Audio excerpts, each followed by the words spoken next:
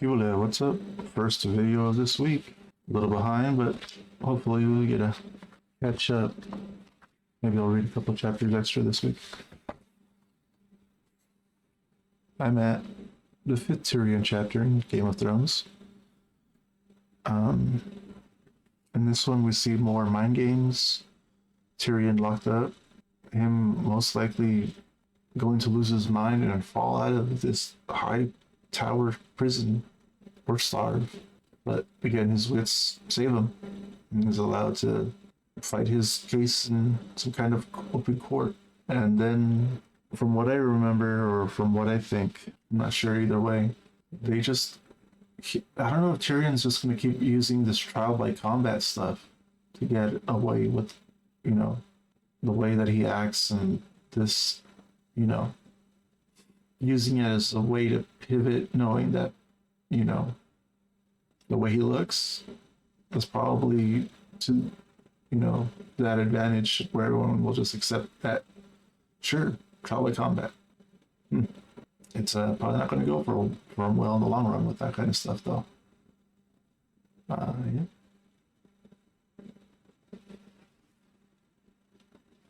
Better than some of the other stuff, but the Tyrion chapters, they keep me engaged.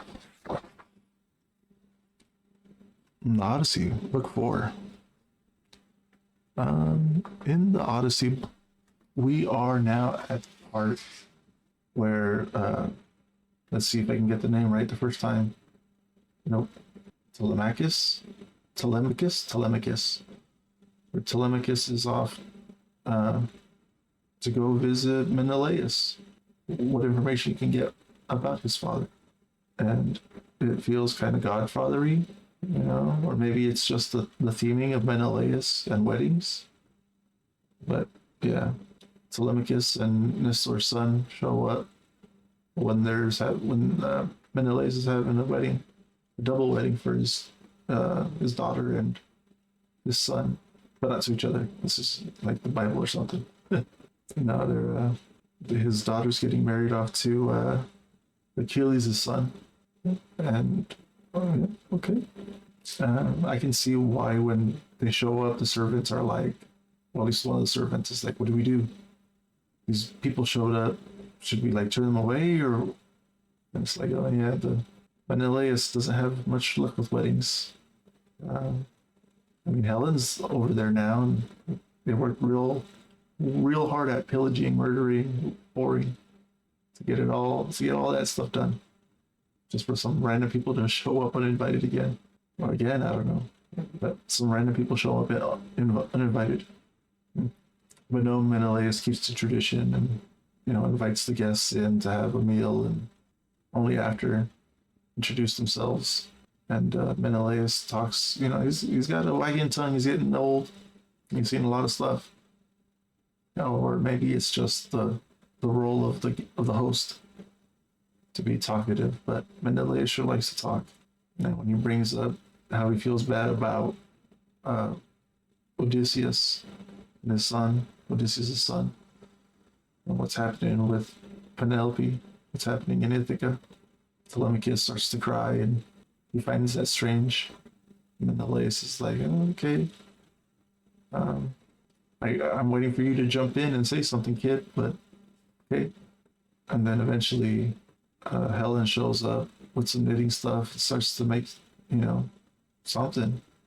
And then she's just like, oh, hey, if I could speak out of turn, doesn't this person look like Odysseus?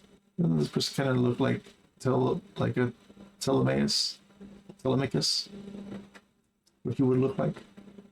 And this guy's kind of, does she mention Nestor's son at all? I think she does.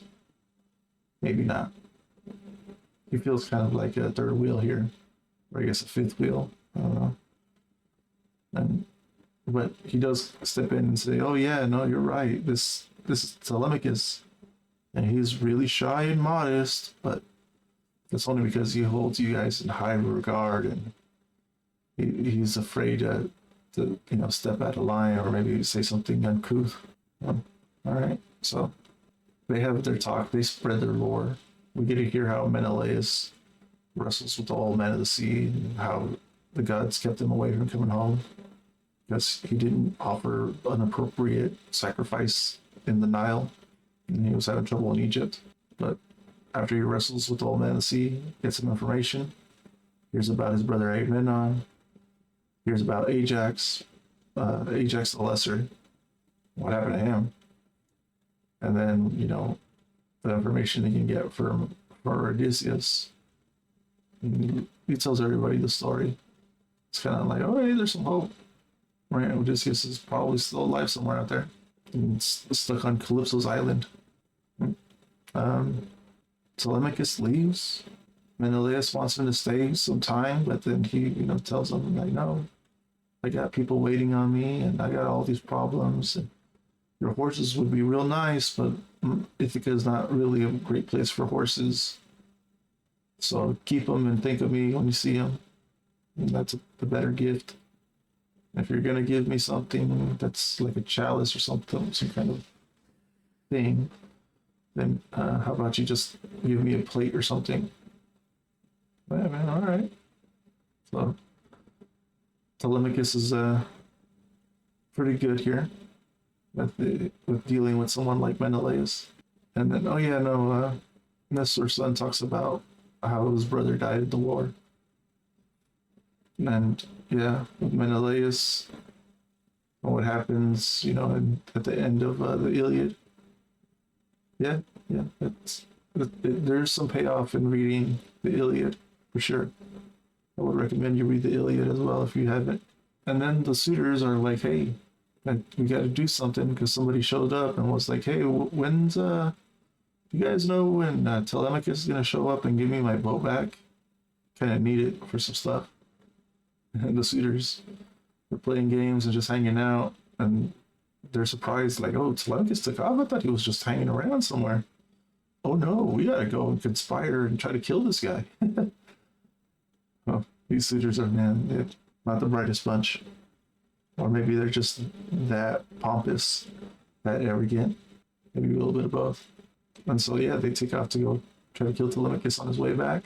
And Penelope, Odysseus' wife, is, besought with grief, and she's worried, and she goes to sleep after the maids tell her, like, yeah, clean up and whatever. Don't worry about it. It'll be all right. The gods will help him out, help out Telemachus and everything. So she does clean up and goes to sleep and has a dream about her sister showing up and basically telling her the same stuff, like, don't worry about it. Telemachus will be fine. And she's like, well, what about my husband? I ain't got nothing to say about that. Later. Yeah. Can't wait till we get to more of the fantasy stuff, even though we have gods and messengers and angels, basically angels coming around, talking to them. The Odyssey gets a lot better. The Bible, Genesis 28, 29. What happens in 28? Checking my notes. We're dealing with Jacob getting married. It's the usual stuff. There's rules and regulations. You guys can't marry people from Canaan. No Canaanite will be betrothed to us. So go find your uncle and marry your cousin again. So Jacob goes and does that. And Esau overhears this, and he's just like, oh, okay, so what we need to do is just marry cousins then? Is that a thing we do? And so Esau goes off to find Ishmael and marries Ishmael's daughters. At this point, I'm not surprised, because what happens? There's a well. Okay, symbology with well and giving people water to live in this desert. And there's a rock on top of this one. And so Ishmael goes up and talks to the ladies that are tending to the well and the lambs around there. And, oh, well, we need someone. We only move the rock when we're going to water all the lambs together, because they need to be all together. And then Rachel, one of his cousins, show up, and he does this big symbolic gesture to be like, oh, look, I move the rock because we're all together now, and now we're all bound together. Anyways, let's marry Rachel. I like Rachel. Okay. the youngest one, whatever that means. People live for a long time. Or at least they used to. I don't know if they still do. Kind of just glaze over the fact of how old they are. But anyways, Jacob wants to marry Rachel, goes talk to his uncle, and uncle's like, yeah, we could do that, but you got to work for me 7 years. And he's like, okay, well, I guess if that's what it takes, that's what it takes. So he signs up for 7 years of servitude, basically working for his uncle. After 7 years, all right, time's up, time to get married. All right, and so he marries Leah. But it was a year for Rachel. Well, our customs say this, and you got to carry the one, and this and that. And he obviously squelches on his deal, uses some kind of legal work, and uses that kind of stuff. And I'm just like, come on, man. Can we stop with this already? No, man. And so Jacob marries Leah, and okay, now you can marry Rachel after 7 more years of work. And so Jacob's over here for 14 years. I don't know what 7 has to do with anything. I'm sure there's a number. Maybe it's because it's the 7 days of the week, some kind of symbology, numerology. I don't know. But Jacob also marries Rachel now. And you wouldn't guess what happens next. One of the girls can't have children. She's barren. And I'm like, no, it's because you guys are cousins. It's maybe nothing to do with that at all. I don't see any miracle. And when I'm sure Rachel's going to get pregnant. But no, Leah, the older one that's like nearly blind, to make you sure that you know that for some reason. Yeah, he has like 4 or 5. He's just pumping out kids, man. Okay, well, I guess that's also Genesis 29, because that all that stuff happened in Genesis 29. My bad. I got a little pushed ahead.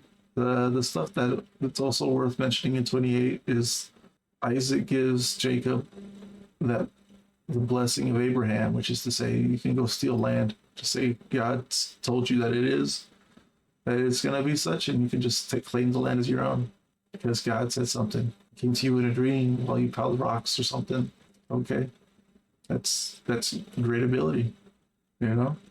What if somebody else just showed up in your land and said, "Oh, I had a dream when I piled some rocks, and I got a blessing from my grandpa that said I can just take your land." This is stupid. It's stupid stuff. Well, here's to tomorrow. Got some more reading to do. It's already Wednesday. This week's going by quick. Game of Thrones. Messed up that A there a little bit, huh? But I guess you could say that Ned is kind of messed up in this one too, huh? In this chapter, man, it went by quick. I was burning through it. We had a little bit of a flashback, some kind of dream scenario, stuff I like, yeah.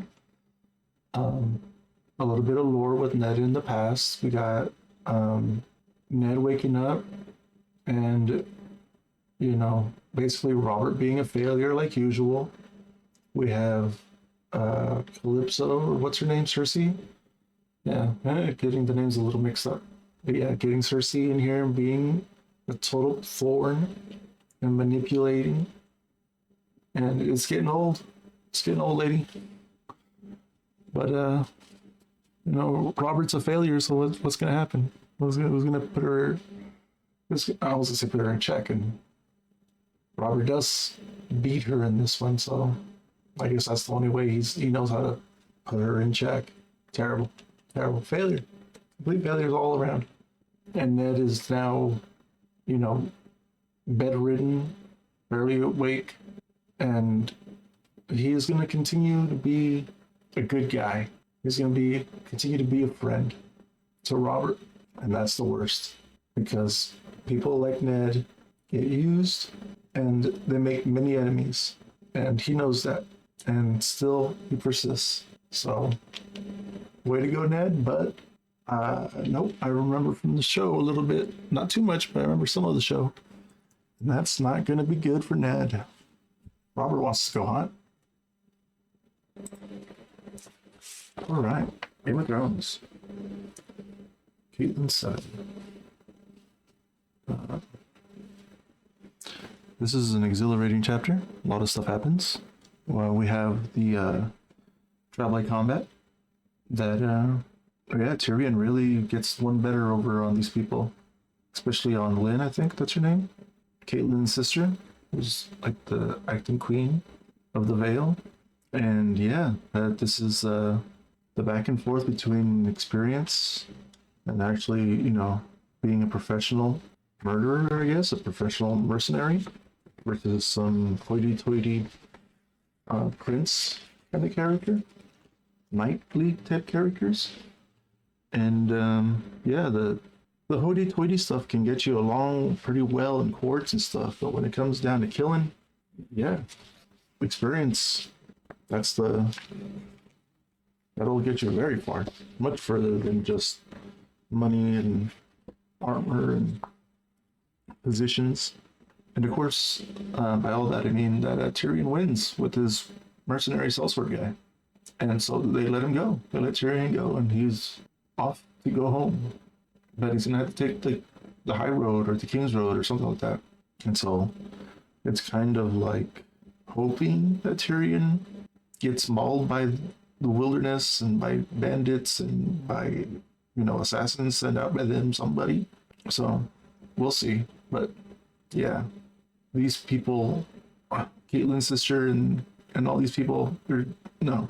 Again, Game of Thrones, I'm starting to think, is about how stupid people ruin kingdoms, ruin countries, they ruin society. That's what I'm thinking this book's about. This book's about people who they chase the car, and now that they've bit onto it, they don't know what to do with it. And the traffic, the pile up, it's a mess. People are just, ineptitude. And yeah, that's that chapter.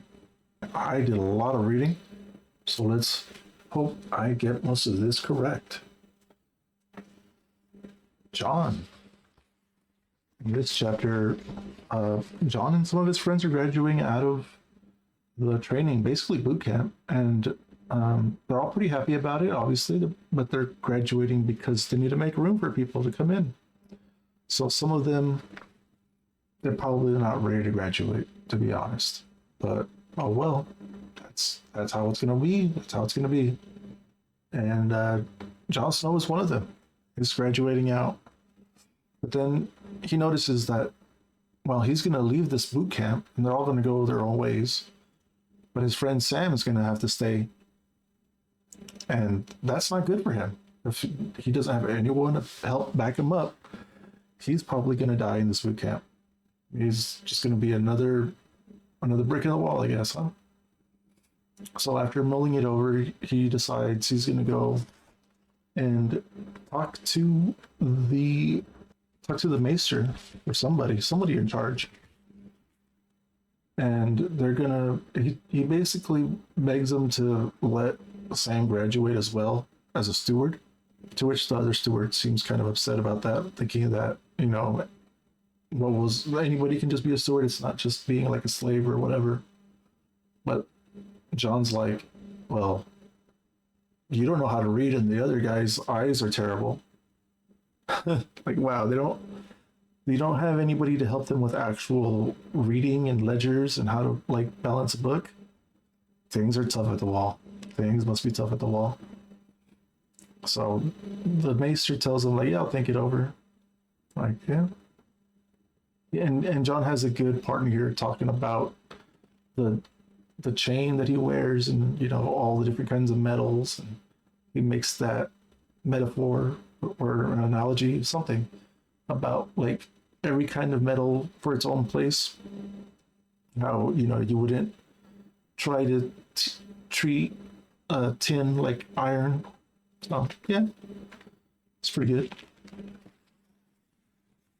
Then Tyrion, in this chapter, Tyrion and the sellsword mercenary guy, they're making their way out of the Vale, and they're huffing it and toughing it. And Tyrion's going to make a fire, but the sellsword guy thinks it's a bad idea because that would give him away. To which Tyrion says they're probably already exposed. They already know that they're coming down. To which is a good point. It's a good point. And so they make a fire. The sellsword is able to get some food, a goat or something. And while they're eating, the wild men show up. They feel very much like brigands, kind of like, bandits, and maybe a people of like barbaric, but still like with a culture and a tribe. And they're like, hey, so we're gonna kill you and take your stuff. And Tyrion's like, well, I could give you stuff. And they're like, well, everything that you own is ours already. Your lives are ours. Even the goat that you stole from us is ours. And Tyrion's like, okay, yeah, I see a good point. And then they're like, well, how do you want to die? Something like that. And Tyrion tells them a joke of like, yeah, want to die in my bed, old, and yeah, the Tyrion type of joke. And one of the barbarian guys laughs. It's funny, but then Tyrion basically like tells him that he can give him stuff, like he can give him actual articles of war. The arms they have are meager and terrible. They're not going to be able to fight with those things. And the chieftain guy, the guy that's speaking for them, is like, that's kind of a good point. And they're like, yeah, I'll give you the weapons, and then I can also give you the veil. So, yeah, it's not looking good for all the people against the Lannisters.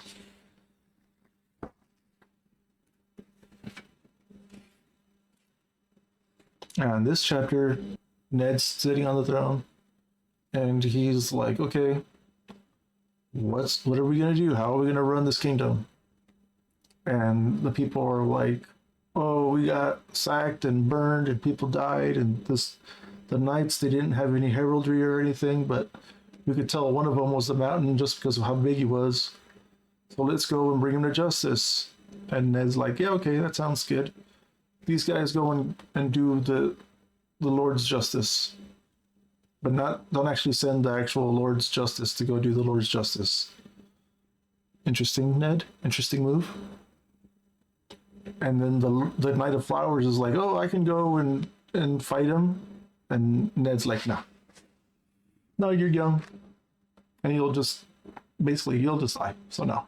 Yeah, Ned needs to be either running this place completely, or he needs to be back home where he was doing, his work, running it the way he wants to run it, which is, pretty fair. But alas, he's out here doing Robert's job. Sansa, this chapter, basically his daughter Sansa and her friend are talking about why Ned didn't send the Knight of Flowers to go do the job.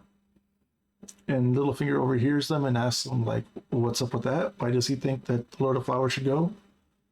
And, Sansa was living in a fairy tale, man. She's like, well, that's how the stories go. The beautiful knight goes to defeat the ugly monster. Ah, Sansa. So just dumb, stupid, innocent and stupid. But, well, that can only last for so long on this kind of story. Then she also gets in a fight with her sister, like they always do. And then Ned has them separate, or they separate, and Ned wants to talk to them, and Sansa's so upset. Oh no, poor baby. And then they have a talk, and Ned's like, look, you're all leaving. You're all going back to Winterfell. Screw this place. You guys aren't safe here. And then Sansa's like, well, what about my wedding? And I'm betrothed to Joffrey. And Ned's like, who cares? No, we're breaking that off. That was a mistake. Pack up. We're leaving. You guys are leaving by boat. And Sansa's super upset. Just all she's doing is crying and crying and crying. And she's like, oh, but you don't know Joffrey. Joffrey's nothing like Robert. And Ned, that's when it clicks to Ned, like, oh, yeah, they're nothing alike. Why would they be anything alike if they're not actually blood related? Oh, that's the plot. Oh. Ned 12. Yeah. This is the part where basically the guts are spilt, where where they're like, all right, we're gonna go talk to Cersei in the Godswood, and we're gonna basically like confess the whole plot here in front of the gods. And yeah, Joffrey and all the kids aren't related. None of them look like, have any kind of traits that relate to Robert. Oh, so none of them are actually like legitimate heirs to the throne. But not that it matters. Like, Cersei is letting him know all the stuff about how she feels, how she really feels. And it's like, oh, this is not good. And someone is just admitting to this much stuff. Ned, that's not a good thing. That's not a good thing. Meanwhile, the Dothraki, Daenerys 5. This is a grueling ritual, terrible ritual about eating a horse's heart and a whole bunch of stuff that's super tribalistic and super tough. But dang, if Daenerys doesn't actually, soldier through the whole thing, she's about that life. And so, yeah, everyone's happy. They named the kid. I already forgot what the kid's name. Ragion, and some kind of Pokemon name. And then it's like, okay, so where's Daenerys' brother? This terrible guy. Where when they ask, where's Poochie? Yeah, there's no Poochie on the screen. People say, where's Poochie? So Poochie shows up drunk. And he's like, hey, what's up? I'm here to make my demands. And he brings a blade into a place that's super taboo to bring in weapons and to bring violence in. And so things fall apart quickly as he demands a crown. He demands a bunch of stuff. And so Khal Drogo heats up some gold and melts it onto his head. I don't know if Varys, this guy, the brother, I don't know if he's alive after this. I'm pretty sure if he survived, he is super disformed or disfigured. Oof. Anyways.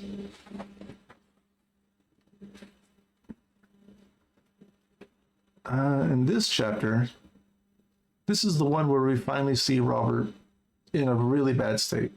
The hunting of the boar went terribly. So terribly. I think the most terrible that it could have gone, except the fact that he had, in fact, killed the boar.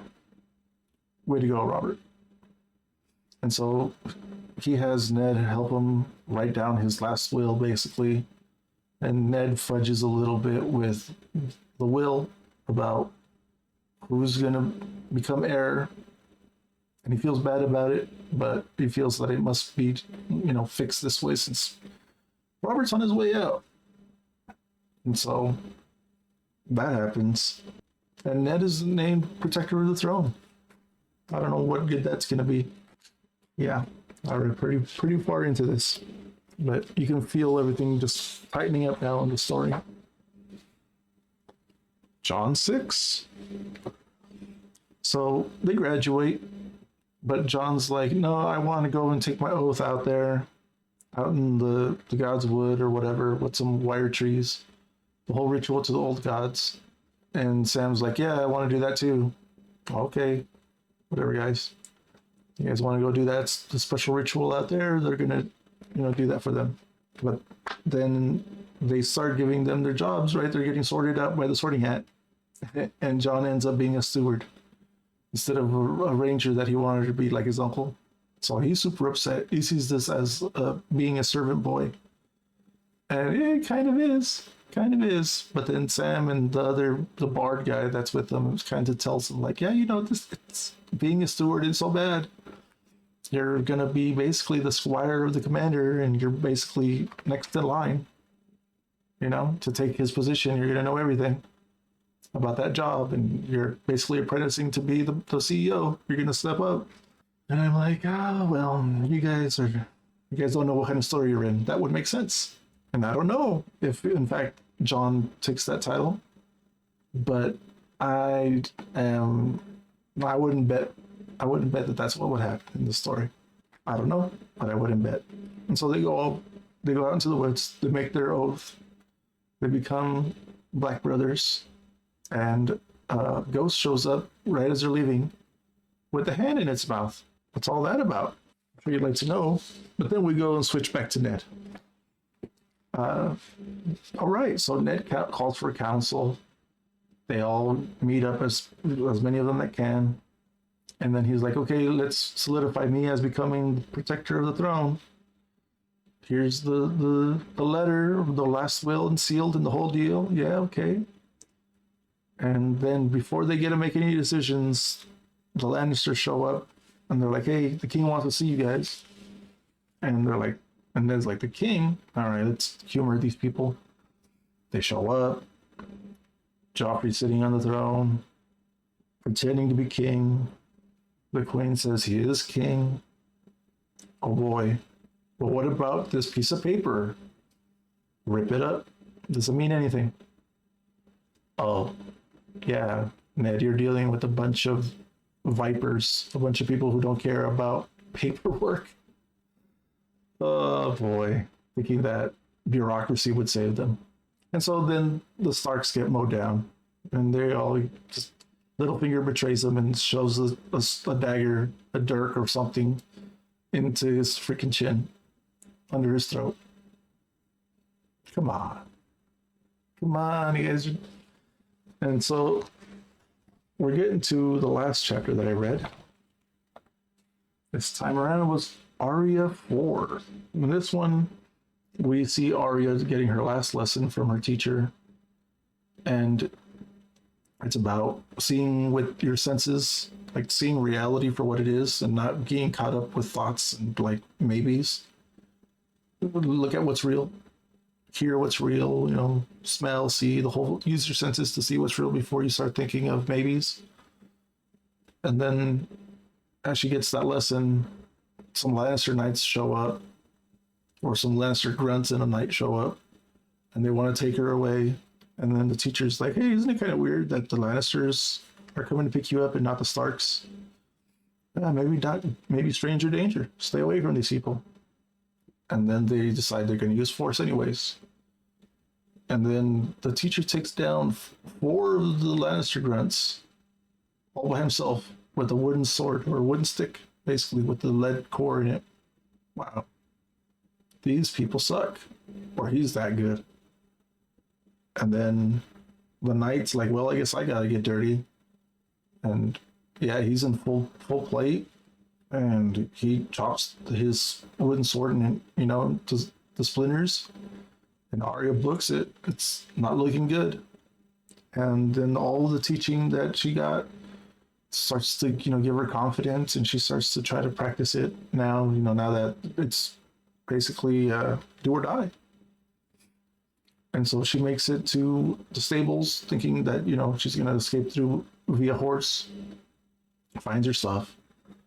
Finds her sword needle.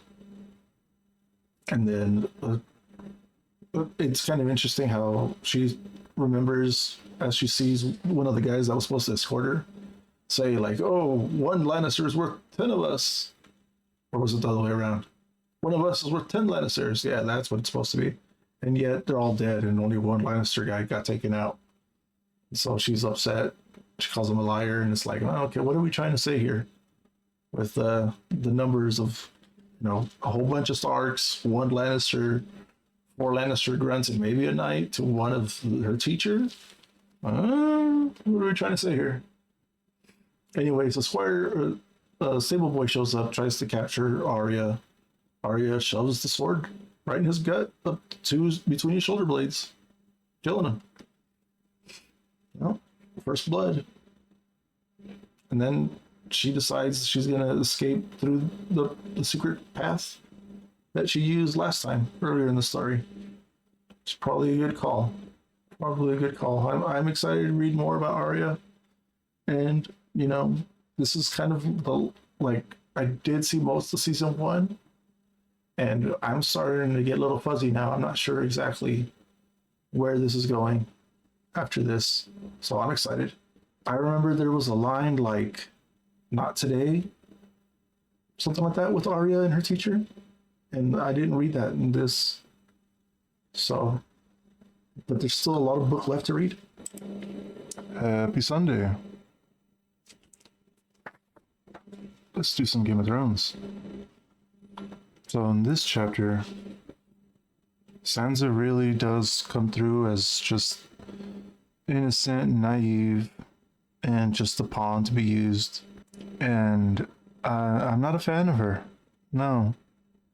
But I know, I have a feeling that in the end, Sansa will go from pawn to some kind of thorn. Not from pawn to queen, but from a pawn to a thorn for these Lannisters.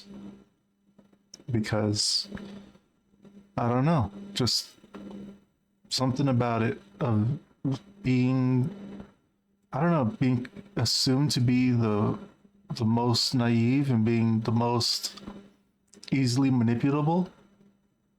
And that's gonna make it so that she's the most bitter and the most dangerous, perhaps. I don't know, but so far in this story, I'm not a fan of her. Not a fan of her. Poor girl, but too naive for my liking. Whereas on the flip side, another chapter I read was Jon. And in this chapter, Jon really I don't know, he really has to find where he's gonna go. And the things just seem to be moving around him in a blur, I guess, because he goes from wondering what exactly is this weird corpse doing to having to deal with the shattering news about the king and his father, to not being able to control himself. I mean, yeah, he's still young. And then he goes from that to being locked up, and then the corpse reanimating and going on a slasher spree. So far, it just looks like he's killed just a guard, the zombie, but I don't know. Yeah, I'm not a big fan of zombies in stories. I just find it to be kind of, I grew up in that time when everything was zombies, and this is a part of that time where we know in the 90s, early 2000s, it's a zombie story. Wow. And I was never a fan of any of those. So seeing the stuff in the preface in this book having to do with zombies, call them White Walkers or the others or whatever you want, but they're just zombies. No, not a fan of it. So hopefully George pulls it off well. I don't know where it's gonna go, but everything but the zombies has me excited. We're mixing it up a little bit here. We're mixing it up. So I'm going to be cutting them up into parts and uploading each story entry back to back. So maybe that'll be for the best. I don't know. We'll see. The Odyssey, book 5. And this one we finally get some Athena action. Some more Athena action, because we've been getting a lot of Athena action already anyways. She goes and berates the gods and basically all right, so we're letting evil just run amok then? That's what we're doing? And Zeus is like, girl, what are you talking about? And so they get around to getting some aid to Odysseus to finally let him get off the island that he's at with Calypso. And they send Hermes, they do the whole thing. Calypso's not happy, but what are you gonna do? It's Zeus. So, yeah, bunch of people just having to stay in line. Great. Then Odysseus finally goes. Poseidon spots him just as he's about to reach land. He gives him a hard time, and Odysseus has a hard time getting to land. But he eventually like gets to a river and makes a prayer to it, and like the river lets him in. It's interesting how they like see rivers as gods. I never really understood that, but I guess it's a thing, right? Like Shinto religion, I'm thinking it's something akin to that, where like certain things have gods attached to them, like the ocean and the sky and the moon, and everything is a god. So why wouldn't a large body of water like a river, like gives them, gives people life and all that stuff, and gives them crops, and some of them like the Nile, swell and are well understood, at least in general. So why wouldn't those things be alive or have gods manipulating them? But Odysseus finally makes it to land, and he decides he's going to go sleep under some branches, cover himself up with leaves. I'm sure there's a imagery thing there going on with Odysseus under some pomegranate. I think it's pomegranate trees, branches. Yeah, I don't know, but that was book 5, The Odyssey. Book 6. Yeah, this one, Athena goes and talks to a Phoenician princess in her dreams, basically telling her, "Hey, go out and do some laundry." Just egg on the story. And so basically, we just have this princess running into almost naked Odysseus out by the river, and how she is, bold enough to stand her ground from some stranger. And now, they're gonna go, and she's like, "Yeah, you can't follow me too close." But after they clean him up and dress him, and hey, come to the castle, come to the palace, and we'll help you on your way home. Pretty much, this is the kind of chapter that felt to me that there's a lot of setup in this one. This is a setup chapter that a lot of the later chapters would have had holes if not for this chapter. So this feels kind of like, as the bards and all those people from in the past were putting this thing together, putting the whole poem, the whole, epic together, as they were telling them around the fire, or they were telling him to people. I feel like the people who were, most astute were the ones that were listening very, very keenly, and children probably were the ones that were like, "Hey, that doesn't make sense. How come this? How come that?" I feel like this is the chapter that they were like, "Oh, okay, we have to address this thing, and we have to address that thing." And so, yeah, this is totally a setup chapter, but it's not so bad. It's okay. The Odyssey, Book 7. We see Odysseus making his way to the palace. Athena comes down, helps him out, covers him in some mist, and allows him to sneak in. He checks out the place. It's a pretty nice place. Got some bronze thresholds and all that good stuff. It looks pretty rich. It's a palace, all right.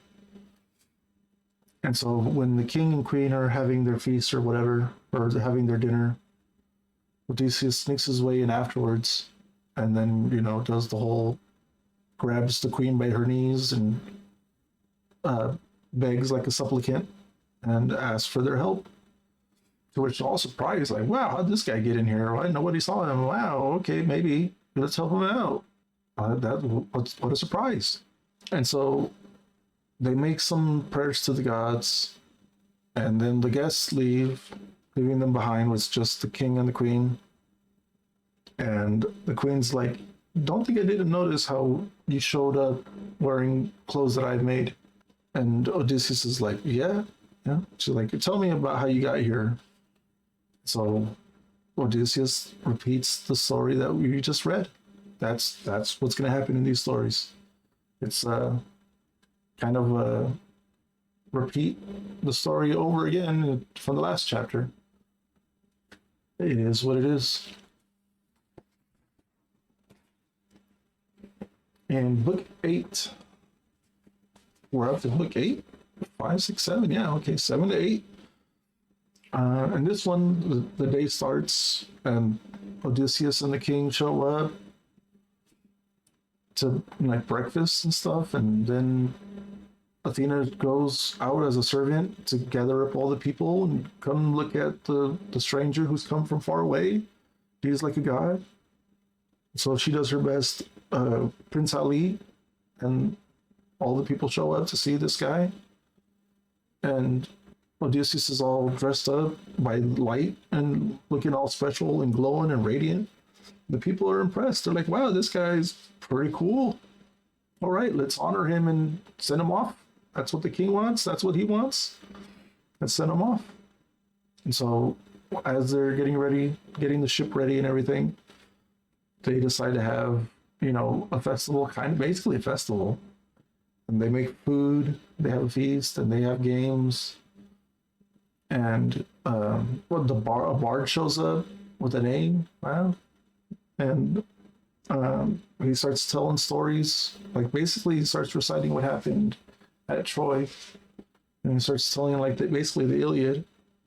And he's using a story where Achilles and Odysseus are fighting over something, and that story makes him cry. Right? He's upset about all the stuff, and it wounds him. And so they're like, "Oh well, let's do something else then," because the guest here is upset.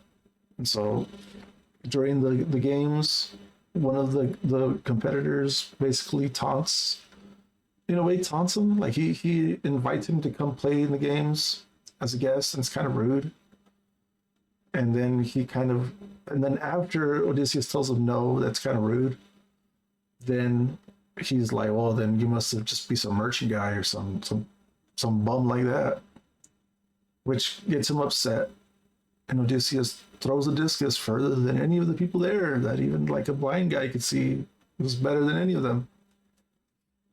And Odysseus is like, all right, now that he's got his gander up, he'll do anything. I'll take on any of you guys except for running, because his body can't handle running. And then it's like, oh, we upset him. We got upset our guest.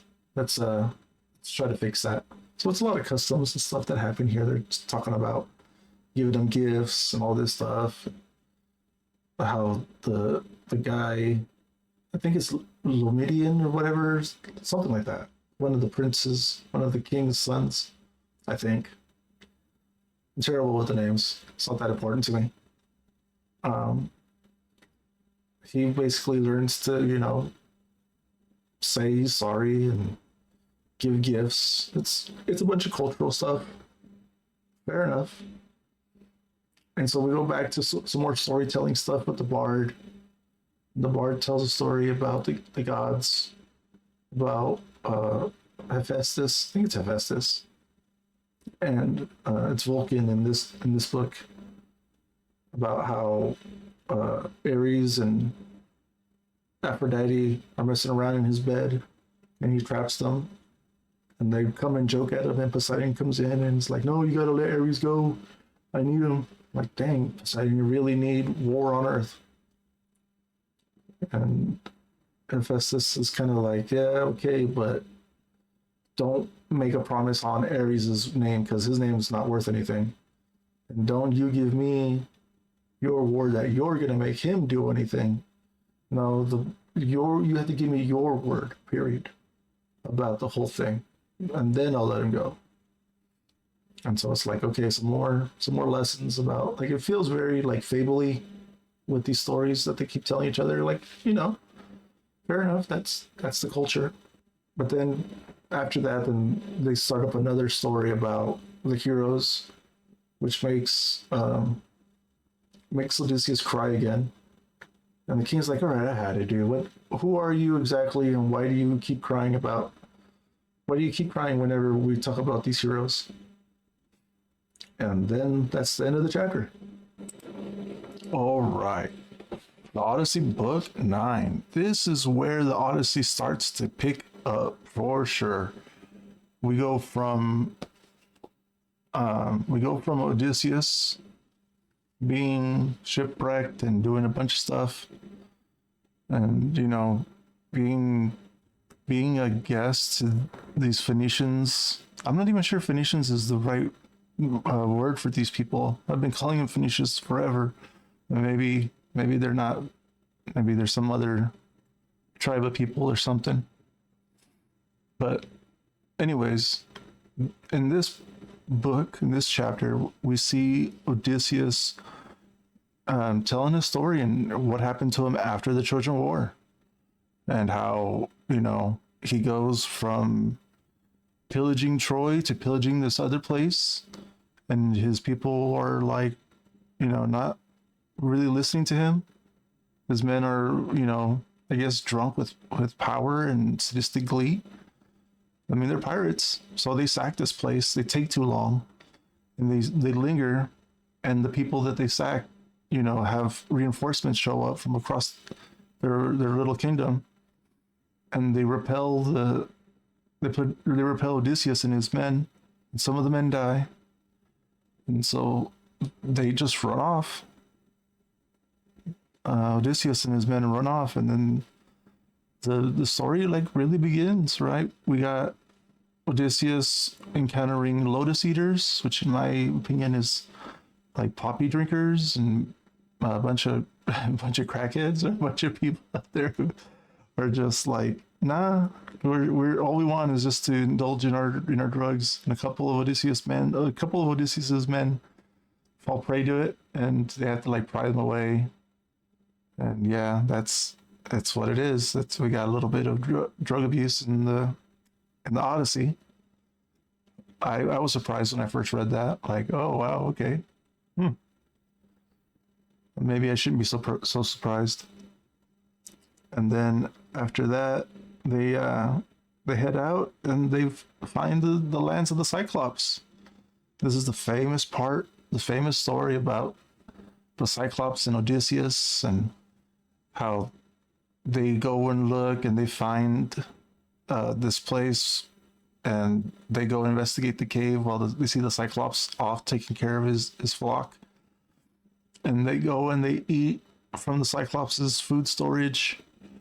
And the men kind of tell Odysseus, like, no, let's go. But Odysseus wants to see what kind of people the Cyclopes are, which it's gonna cost him some lives, because the Cyclops, they don't fear the gods, and there's some wicked wicked man-eating people. And something like that, this Cyclops, he comes in after a day's work with all his goats, and he indulges himself with some supper, and then he lights a fire, and he sees Odysseus and his men, and he interrogates them a little bit. And that's where you find out that, like, no, the Cyclopses, they're not afraid of any of the gods. Oh, that's not good news. So Odysseus loses 2 men as he eats them raw. Like, wow, that's pretty gruesome. And yeah, I'm sure if you haven't heard of the story, at least go, if you're going to read some of the Odyssey, start here. Though I would recommend reading the whole thing. It's a good read. Yeah. They poke the eye out of the Cyclops. They take off. Freaking Odysseus' own hubris, his own need for glory and to get his name, it costs him, man. It costs him for sure, because it's because of that they get cursed, and that the Odyssey has to take him another however many years it takes him out at sea to reach the land of Ithaca back home. Yep. Nothing like an Cyclopsian curse to get you stuck out there. Holy Bible. Genesis 30:31. This is more baby making. They just love to make the babies. I guess that's what you do to, propagate the people. And so Jacob has a bunch of kids with his wives, which is cool. I guess he has multiple. And getting married to like the maid ladies or whatever, the maid servants. I suppose it doesn't break the covenant that he made with Abraham or whatever to like make sure you only marry so many people. I guess it's more a covenant with God, I guess, in the long run, but I'm sure it's not a big deal. And eventually, uh, is it Rachel, his wife that he wanted to marry, that was barren, because of course she is. Yeah, she has a kid, and the kid's name's Joseph. So that they make sure to let you know, hey, Joseph is now entered the story. And after a long time, yeah, after a while, Jacob wants to leave, and the uncle is like, no, Laban, I think his name is. He's like, nah, why don't you stay around a little bit longer? Because he kind of knows that, like, God's giving him a boon only because Jacob's there. Well, why not keep him around and see if you can't just ride that gravy train? No, it doesn't work. And so they're like, okay, well, before you leave, let me give you what you're promised. So you you're gonna pick stripes or you're gonna pick solids with these calves and all these animals, all this livestock. And whatever's born, you go one way, and we'll split them up that way. So we'll go, we'll divide the herd evenly. No. Next chapter, Genesis 31. All the goats and all the balls and strikes that Jacob calls out, they all go to they all go to him. And so he basically takes all the livestock away from his uncle, which obviously makes the uncle and his cousins upset. The boys don't like this. So Jacob starts to feel like, you know what, it's probably time to skip town. He takes off, takes his wives, he takes all the property that he has. So he just splits. He doesn't wait to tell them goodbye or nothing. I mean, you're dealing with somebody like that that's always trying to manipulate you and get in there and tell you, well, actually, nah. It was the right move, I think, from Jacob's part to just split. But no, of course, the uncle didn't see it that way. And so they go after him. Little does Jacob know that Rachel, his wife, took the idols. Like, why are you taking some graven idols, lady? I guess they're made of gold or something, worth something. But she decides, you know what? I'm going to take that. And I guess that's like, they got to let you know that Rachel's not, she's just making mistakes. Maybe she's young. Maybe she's just dumb. But Rachel's, it's a flaw. Just totally a flaw in this party. And so the uncle catches up. He's like, hey, why'd you just split? That ain't cool, man. I'm supposed to like let you go or whatever. Deal with me honorably. But before that part, when he's catches up to him by the river, God comes down and tells him in a dream, hey, uncle guy, I know you're probably really upset with Jacob. Be cool, man. Be cool. You don't have to be nice, but don't get mad. And so when he finally does get to talking to Jacob, he's like, hey man, if it wasn't for God, I'd be like killing you right now. Way to go. Ooh. So okay, well, let's deal with us fairly here. Okay. First, where'd you take my gods? Okay. And Jacob's like, I don't know what you're talking about, man. Go ahead and look. I ain't got no false idols. And so Rachel sits on top of it. She hides him on the camel chest, the camel bag, something with the camel. And sits on top of it. And so the uncle goes through everyone's belongings and can't find the idols. And he gets to her, and she's just like, oh, well, you see, Dad, it's my time of the month, and you know what? And he's just like, all right. Can't find the idols. What are you guys doing, man? What are you guys doing? And so, yeah, they're like, okay, let's make a pact between us that, like, a non-disclosure kind of thing, or not even a non-disclosure, like a non-trading thing. It was like, you are going to mix with my blood and no other wives, and our union, and okay. And so they pile some rocks together and devote the altar to the God of Abraham and the God of some other dude, and the God of some other guy. It's like, that's, maybe I'm not understanding that correctly, but what are we doing? Mixing this guy's got idols. He's got all this stuff, and he's bringing in those gods in with the God of Abraham. Nah, dude, this is this ain't good. This ain't good. So yeah, that's pretty much Genesis 31. Not a fan of Jacob, but hey, we're moving on to Joseph. I hear that guy's got a pretty cool cloak in the future. It's a Jacob, I think, or not the Jacob.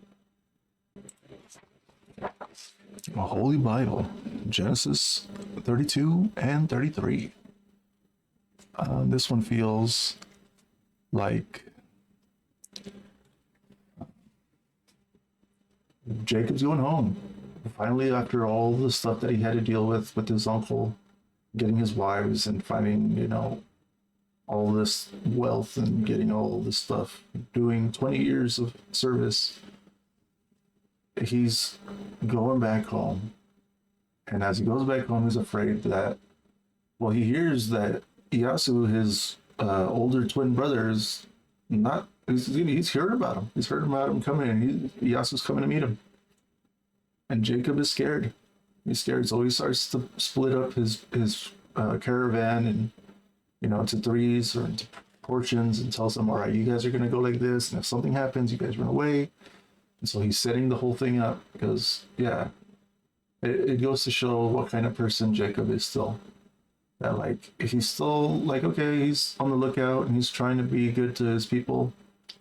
But also, if it was him, it's projection, right? He thinks if he was in Iyasu's place, Iyasu is coming to kill.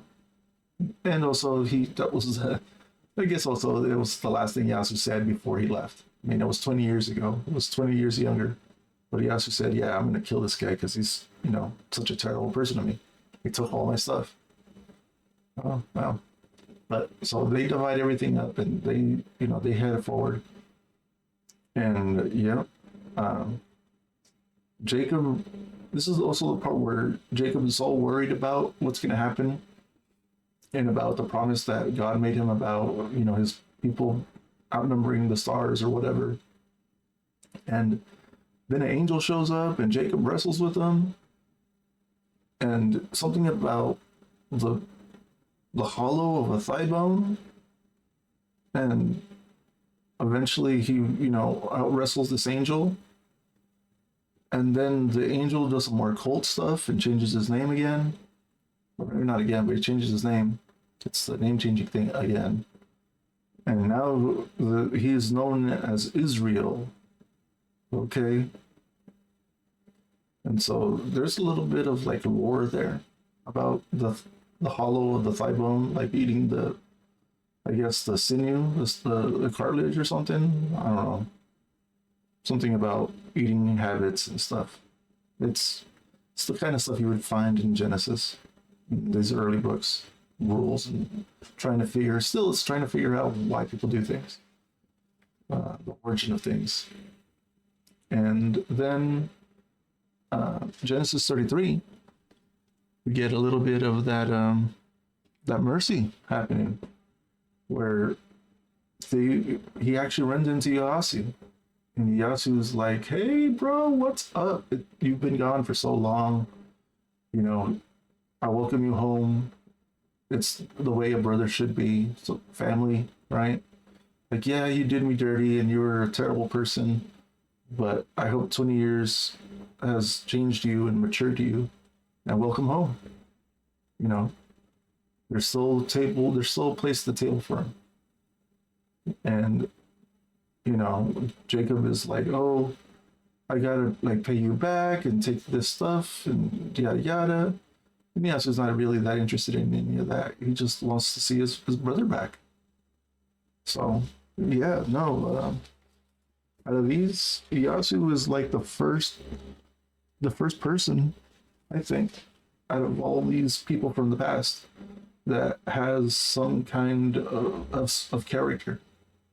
He's gotten mistreated and cheated and all these things by his family, and yet he's still happy to see his brother come home, which is, We'll see how long it lasts before either Jacob or Rachel or Rebecca or somebody's going to betray him. But so far, I think Iyasu is probably the best character, the most honorable person in the story so far. Maybe, no, not Noah, because what the heck did he do? Yeah, no, this is the most honorable character in the Bible so far. It's the hairy man, Iyasu. All right. Holy Bible. Genesis 34, 35, 36, 37. A lot of Genesis reading. So in 34, this is some biblical stuff here, huh? Pretty gross. They abused one of his daughters, if you know what I mean. They abused one of Jacob's kids. And, you know, it's pretty bad. It's pretty ugly. The boys are upset. And so they go and talk to the guy. And the guy and their customs are like, you know, what do you mean? We just kind of do that. We just go and abuse girls and take advantage of people. And we just pay them off. And you guys get married. And, you know, that's how you fix these kind of problems. To which I think Jacob is like, okay, yeah, I mean, it's better than going into war. So unfortunately, we kind of have to, you know, bend to these customs. To which Jacob's boys are like, no. So they lie to these guys and say, yeah, okay, we're going to go ahead and do these customs, but only if you guys circumcise yourself and turn to our customs. And so they're like, well, whatever, okay, sure, we'll do that. And while they're healing up from, you know, having cut themselves that bad, the boys kill them. Yeah, Jacob's boys just go and murder everybody, and I get it. I mean, that's an eye for an eye kind of stuff. This is the time when that's what you do. That's what you do. You shame them. It's not the fact that you're doing this because your sister got abused. No, you're doing it because how dare you make us look so bad. Jeez. And they go full genocidal. They go full, let's kill all the guys. I mean, well, I guess not so much because they take the women and children and the livestock. Yeah, way to go. And then Jacob is like, oh no, this is bad. We gotta leave town now because we're basically a bunch of murderers. And so they're on the go again. So they're on the go, and they do the thing again where they're like, hey, Jacob is Israel, just so you know. We're doing this cult stuff again. He's getting a different name. We're giving him all some other stuff. And, you know, at least this time Jacob is like, leave your false idols behind and let's go to the place where I put the pillars up and did my little rock altar thing for God. Okay. And so they're out there. Rachel, his wife, gives birth to Benjamin and dies doing so. And they can't even remember to continue to name Jacob Jacob. Name Israel Jacob. Or Jacob Israel. They get the name thing, like they forget about it all the time. I don't know what's up with that. They just keep calling him Jacob. But then every now and then they'll be like, oh no, but don't forget, he's Israel. His cult name is Israel. Okay. And then Isaac dies. Okay. Yeah. Moving on, we got Genesis 36. Genesis 36. What a terrible chapter. It's more bloodline stuff. Stuff I hate. It doesn't matter. Esau's bloodline, they can't, you know, live there anymore in Canaan, and they have to leave because it's too big, it's too small. The town's too small for all those people. They got to leave. So who cares? I'm sure it's important to somebody somewhere out there who cares about this kind of stuff. But to me personally, I don't see anything good here in this part of the story at all. Then we move on to Genesis 37. And yeah, they keep trying to let you know he's Israel, but then they forget and they go back to calling him Jacob. No surprise. And here we pick up with Joseph. Joseph is older now, and Joseph is the favorite. Everyone can tell. He's got a little cloak on that's, got all these multicolors, technicolor, whatever. And then he just happens to be a dreamer.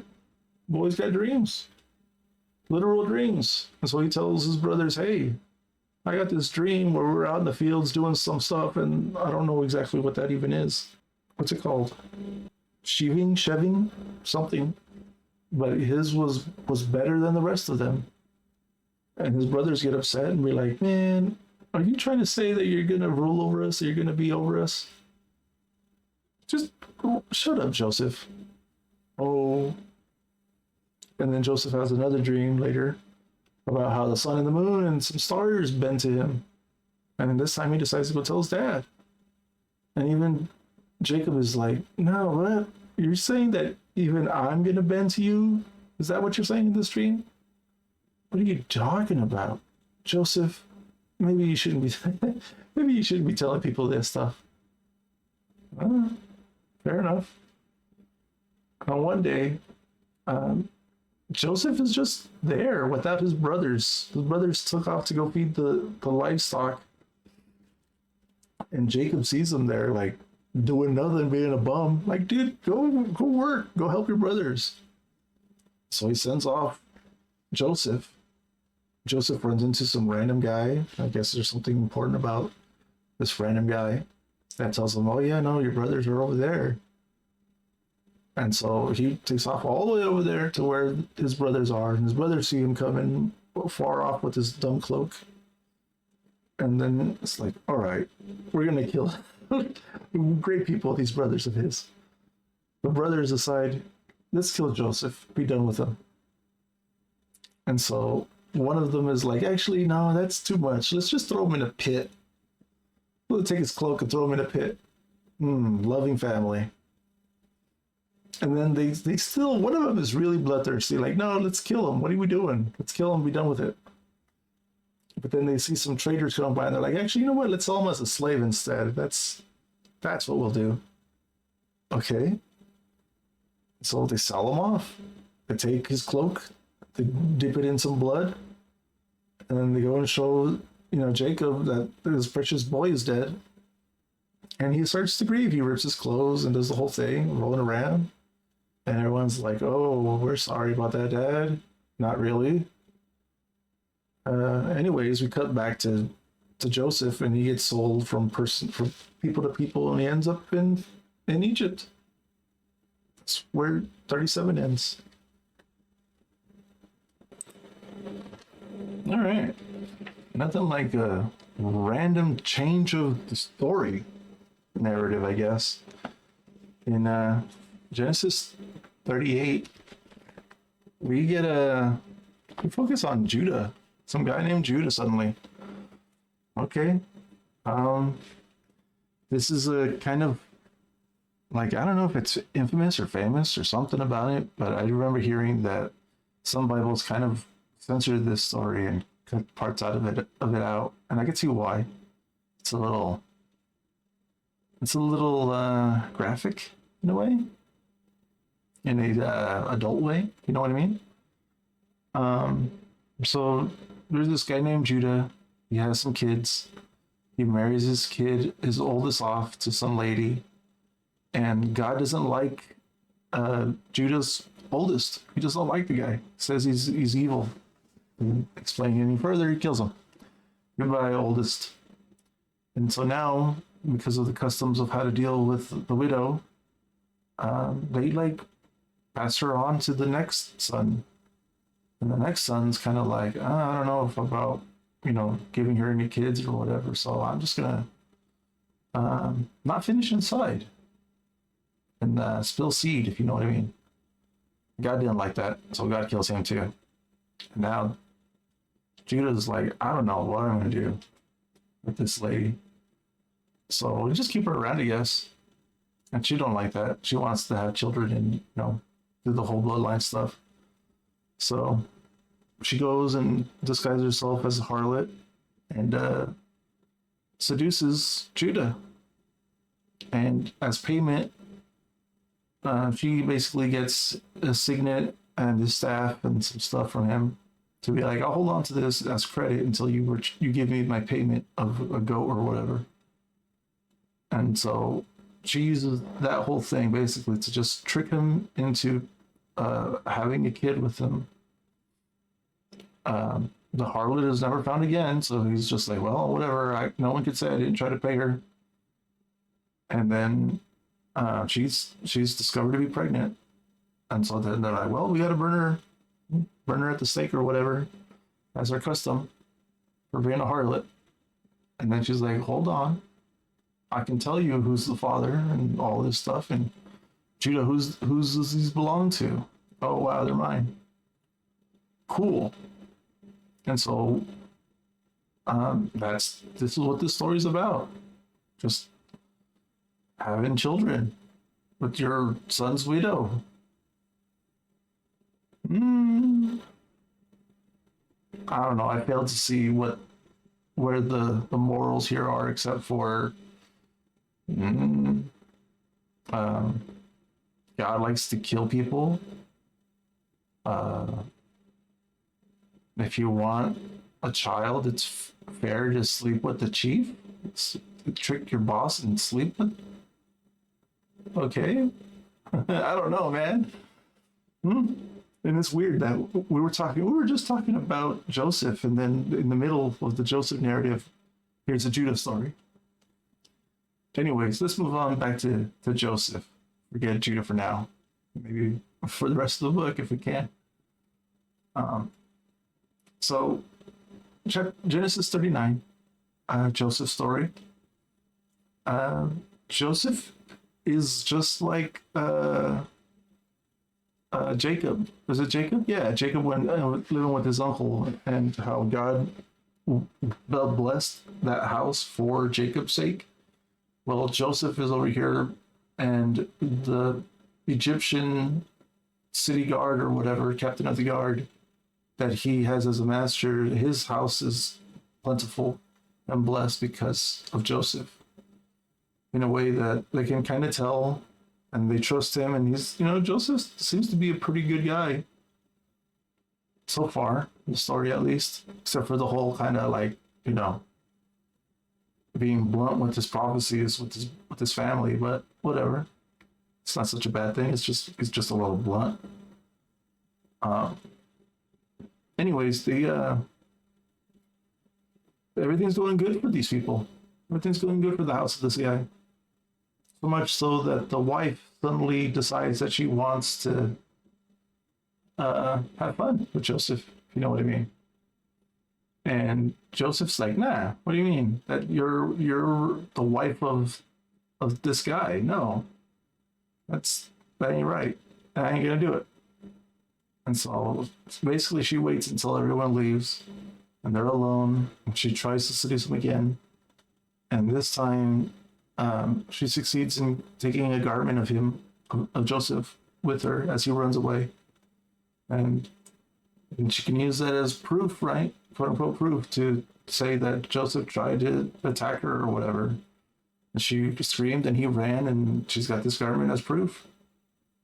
Good enough, I guess. It's the lady of the house. If that's what she says happened, that's what she says happened. For whatever reason, we can't trust Joseph, even though he's been his character should speak a lot more about him than just the accusations of a lady. But nonetheless, prison time for Joseph. But Joseph is soon blessing the prison, and he's running the prison. Yeah, I guess that's either Joseph has, high qualifications, being blessed by God, or the standards are real low. Yeah, that's 39. That's my reading for the week. See you tomorrow. Later.